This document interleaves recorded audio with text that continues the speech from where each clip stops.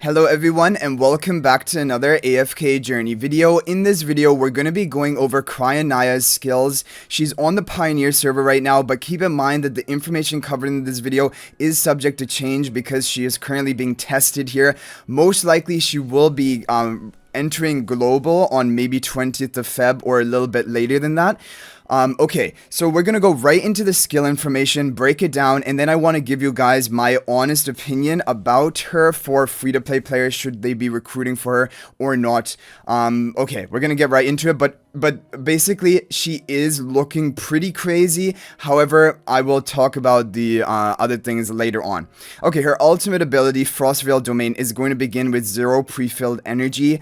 Cryonaia summons the domain of Eternal Winter, trapping up to 3 enemies and their summons in the domain for 12 seconds, cutting them off from the rest of the battlefield. The skill prioritizes enemy heroes who have dealt the highest cumulative damage. In boss fights, Cryonaia traps all enemies in the domain of Eternal Winter. When Cryonaia casts her ultimate, she gains a frost shield for the duration of Eternal Winter and absorbs up to 3000% of her attack damage. While the shield is active, Cryonaia becomes immune to control effects. Her haste increases by 60 and her attack increases by 60%. The shield also prevents Cryonaia from being defeated. Eternal Winter will end early if all trapped enemies are defeated or if the frost shield is destroyed.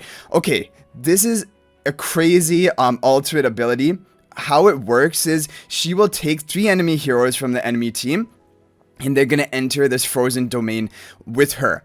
And she will have this massive shield, 3000% of her attack multiplier. She's going to have massive buffs, attack of 60%, haste of 60, and there's some other things in her skills buffing her up even further during this. And for this 12 seconds, she's just going to be bursting through them with her abilities, with her ultimate, and the enemies are just going to try to break that shield that she has. And once her shield is broken, she is just going to return back into the fight 5v5 or however enemies are left, or she destroys all 3 of them. And she's going to be taking the enemies who have the highest damage dealt. So for example, if she's attacking an Odie, Tassi, and then one other damage dealer, those are the ones who are going to be entering with her into this frozen domain. So this is definitely a crazy ability, and in boss battles it is also going to work. She is going to trap the boss along with her, and that is why people, and most likely there's going to be some Dream Realm applications for her. However, as of right now, I am feeling like they're going to be niche applications rather than widespread applications. For example, like, you know, nothing like the twins. So if you have recruited for the twins, in my opinion, that is still the must-have Celestial Hypogean of this season, and they are far more important than Cryonaia. However, I do think there's going to be niche use for her in Dream Realm. I'm going to talk more about it when we go over all of her skills.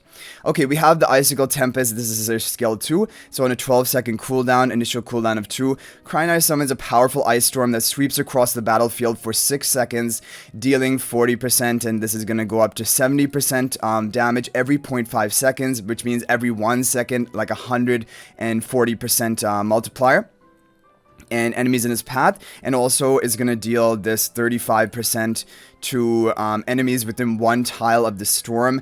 After casting her ultimate, Cryonaia stops using the skill actively. Instead, she creates a full-sized ice storm and 2 smaller storms at the center of the battlefield, which persist for the duration of her frost shield. The smaller storm deals that is going to be 35% damage every 0.5 seconds to enemies caught in their path. So this is the kind of the crazy thing. It's actually a pretty high multiplier. Like 70% per 0.5 seconds is 140% per 1 second, lasting for 6 seconds. In her frozen domain, after casting her ultimate, is going to be permanently active. Like, it's not going to be it's not going to be actively cast. It's going to they're going to be 2 full-size storms and 1 smaller storm, and the full-size storms are going to be hitting the enemies pretty hard, especially with their attack buff that she has. So this ability on base, like without the upgrade to her after casting ultimate, I don't think this is an amazing ability. However, when she's in ultimate form, having multiple ones traveling around the field is pretty strong, and with her attack buff, it is going to burst people.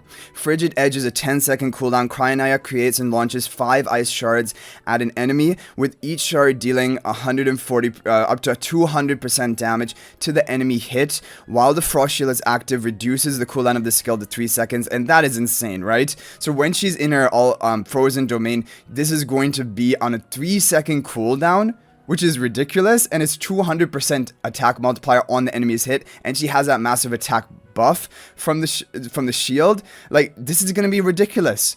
Like, after she casts her ultimate, she's in such a big advantage, even though she's gonna be fighting 3 enemies, but she's gonna be bursting through them with all of her AoE damage.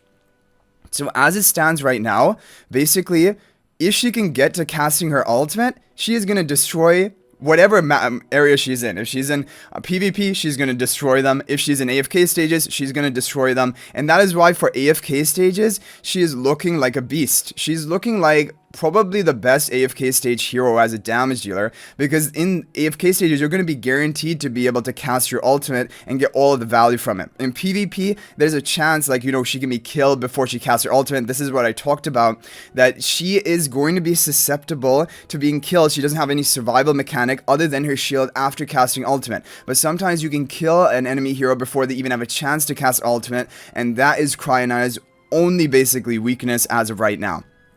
So her hero focus, this is going to increase her attack by 12% during battle, and for every 2 seconds that the frost shield remains active, her attack increases by an additional 1.5%, stacking up to 6 times, so potentially that is another 9% stacking attack. So 12 plus 9 is 21% attack after she has fully stacked it up, and 12% without the stacks, which is, again, just bonus attack. She's going to be hitting harder. Now we have our Mythic Plus ability, Frozen in Time. Cryonaia deals, this is going to be, if you upgrade to plus 10, 130%. If you upgrade to plus 15, it is, or sorry, plus 10 is going to be a 200% attack multiplier. Cryonaia deals 200% attack damage to each enemies each time they are brought into the domain of the Eternal Winter. Only Cryonaia can use ultimate while within the domain. So this is kind of crazy, right? 200% burst, and I think this would probably apply after she gains the attack buff from her shield while in the Eternal Winter, the domain, and she is going to instantly cast this onto the 3 enemies who she brings with her. And then level 4 ability, the Biting Cold of Eternal Winter freezes time itself. Cryonaia can stop the battle time for up to 30 seconds with Eternal Winter. So this is actually the key upgrade which will make her viable for Dream Realm. And the problem with that is this is a plus 15 exclusive equipment upgrade, which means that you will need to take her to Supreme minimum in order to get this effect, because you cannot even upgrade to plus 15 exclusive equipment without taking her to Supreme. And then she is going to freeze time. Nothing other said freezing time, right? And this actually works even in Dream Realm. The Dream Realm timer countdown is going to freeze, and for that 12-second duration of her ultimate, she is going to just deal as much damage as she can to the boss, and then return back to the field, and then the timer will begin counting down again. And when she casts her ultimate again, she'll be able to freeze time, and this freeze is going to keep going up until 30 seconds. And per ultimate cast, it is going to be 12 seconds of this domain, right? So in total, basically 2.5 ultimate casts, and then the freeze time effect is going to wear off. It's not like she can permanently just freeze the time and then the battle never ends, right? So yeah. Okay, and then her Supreme Plus ability, Enhanced Force. While the Frost Shield is active, Cryonaia instantly freezes and defeats enemies within the domain of Eternal Winter if their current HP is below 300% of her attack and their HP percentage is lower than 15%. And now this is going to be strong for AFK stages. She's going to be blowing up the enemies. It's basically like an execution while she is in the domain of Eternal Winter. And this is never going to, like, for example, it will always be applicable. Like, even on her second ultimate cast, her third ultimate cast, whenever it is the time that she's able to execute them, and that is going to be a blow up. I do not know if this is working on, for example, Thoran, Talene heroes, which generally you cannot execute. Like Odie's, for example, execution doesn't work on Talene, it doesn't work on Thoran. They can revive again. I don't know. We're going to have to wait and see and test that. But either way, for AFK stages, it's looking strong. And for pre-Endless Dream Realm bosses, this is looking very strong, because you can get that execution. And that is kind of crazy, right? Because then actually 15% of the boss's health is going to be a high amount, right? So it will be more along the lines of capped at 300% of her attack. And that is going to be, like, it's kind of like Odie's execution, it seems like to me. So let's talk about her. Now, okay.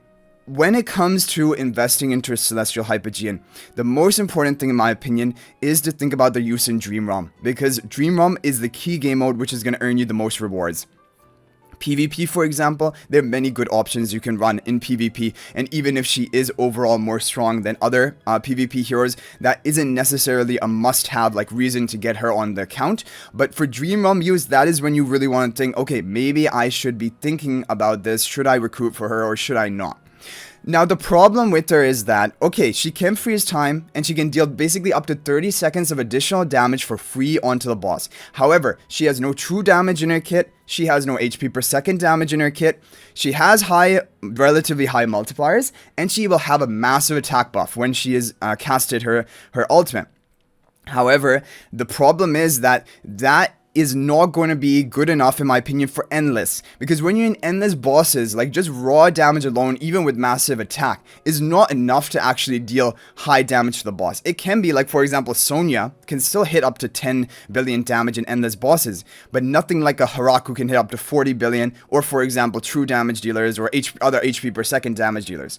So this is the thing, she's gonna get extra damage output. However, is it going to be enough in Endless? I'm not sure. For pre-Endless, I think she's going to have quite a lot of utility because that extra damage dealt, and also in pre-Endless when the bosses like damage reduction and defenses are not as high, I think her just raw high multiplier magical damage with her attack buff is going to be enough to deal good damage to the boss and also set up that execution. So like, she is probably going to be relatively commonly seen in pre-endless Dream Realm. However, the thing is, we're not going to see, like, for example, by the time she comes out, most people who are the pay-to-win players who are going to get her on day one, they're going to already be done with pre-endless content, and it's going to be right on to endless. We're going to be definitely seeing her use in endless, and I think there are two bosses to watch out for her in endless. One is Plague Creeper, where you have a lot of summons, and she can get a lot of value by freezing, and also killing the summons at the same time. Like, that is going to be, like, she's going to get more value because she has AoE attacking abilities. So any summoning related boss, she is going to be better. The other thing is in Thalassa. In Thalassa, only range damage dealers work there, and so there are more limited options on your best damage dealer choices. And so I definitely think a team of Reinier, OD, Cryonaia could be the top team, even for Endless, because you're limited on options. Now, for the other bosses, I think it's either going to be the full Harak kill comp, or it's going to be Fresto, Ludovic, Shakir eventually, or Fresto, Ludovic, Fresto, Shakir, Mikola, Twins, some sort of comp like that. That is going to be dominating when we make it to even getting the mythic charms. Cryonaia, I feel like because her damage is not true damage, it's not HP per second damage, I am finding it doubtful that she's going to be very useful in Endless, other than in these two bosses I mentioned, which are Plague Creeper and Thalassa. However, she has kind of gonna power creep Talene, in my opinion, for Dream Realm, because Talene is a magical damage dealer. Talene doesn't have true damage, but Talene just has really high damage multipliers that can be sustained throughout the whole fight. Cryonaia also is very similar. She has high damage multipliers, but she can also freeze time to get just bonus damage dealt onto the boss that Talene cannot do. So, for example, if you had to pick between the two now, like in 2025, it's probably Cryonaia before Talene. However, for PvP, this is what I want to talk about. PvP, yes, she can be amazing if she can cast her ultimate, but that is a big if, right? I mean, in a lot of PvP matches, Supreme Arena, usually the fight is decided before a lot of heroes have even casted their ultimate. It's based on the other skills and however many enemies they've been able to defeat. But definitely, if you support her and protect her either with the Wilder faction tiles this season or with the Hypogean Celestial tiles to boost her energy, and she's able to cast her ultimate one time, I think that is all you will need to get massive value of her in PvP. And so I think she is going to be relatively strong in PvP. However, on defense, there's always going to be the issue, and especially in regular arena defense, if an enemy Sylvina Vala is able to combo her, she's kind of like going to be like Diurnal. Diurnal takes off after casting his ultimate, but if he is permanently locked down before that period, then he is not going to be able to get off his value. So that is what I'm thinking about Cryonaia. Like, if you can deny her ultimate cast and kill her before that, she is not going to see basically any use in PvP. But if she's able to get off her ultimate, she is going to dominate. And so heroes like that, honestly, I am not as big of a fan of, because I think they're not as effective on defense. However, with modes like Clash Fronts, and you have like basically where you can't even decide which team you're bringing in to attack, she's gonna be really good. So yeah, overall, Cryonaia is looking like a strong hero. However, I think in Dream Realm, her use is not going to be widespread. It's going to be more niche. It is not going to be anything like Freya or the twins, like for example in Endless. And it is not even, I feel like Harak is probably going to be overall more used in Endless Dream Realm bosses, apart from the ones like we mentioned. And even in Plague Creeper, Harak might be the one used, but maybe Cryonaia will be used along with Harak. But this all comes to the point that Celestial Hypogean heroes are, on average, they're stronger than the main faction heroes. We've already seen this in Dream Realm. Like the top teams from Vietnam server on Endless, some of them in Dream Realm are using 4 Celestial Hypogeans, and now with Cryonaia added, maybe even more of them will be using 4 Celestial Hypogeans. So that is the thing to keep in mind. The other thing is that Cryonaia, she is going to synergize with Reinier, because she doesn't deal, like, for example, true damage or HP per second damage, and even true damage deals synergize with Reinier. And so if Cryonaia gets better, Reinier will be better, because Rainier's debuff is going to apply to the boss even during the duration where Cryonaia's inner ultimate dealing damage to the boss. So that debuff is really valuable for Cryonaia. So people were thinking like maybe Reinier is going to be power crept by upcoming Celestial Hypogeans, but this is not power creeping Reinier. In fact, Rainier's stocks, or basically value, is just going to rise if Cryonaia becomes more meta, because he will be the best debuffer for increasing Cryonaia's damage. So that is the thing. Anyway guys, feel free to share your own opinions and thoughts in the comment section. We will do testing with her, but basically I did some brief testing, so I know her mechanics, and that is what I explained in this video.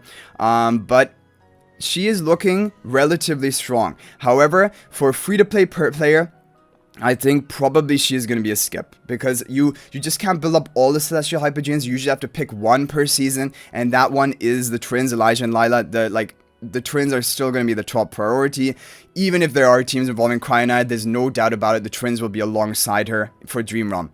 So I hope you guys enjoyed the video. Thank you for watching. I'll hopefully see you guys in the next video. And until then, everyone, peace out for now. Feel free to share your opinions in the comment section. If you guys want to join my AFK Journey Discord server, there's a link to that in the description of this video. And feel free to subscribe to the channel if you are not already subscribed. Let's try to get 20,000 subscribers within 2 to 3 months from now, before the end of the season. But thanks for watching, guys. I'll hopefully see you in the next video. And until then, everyone, peace out for now.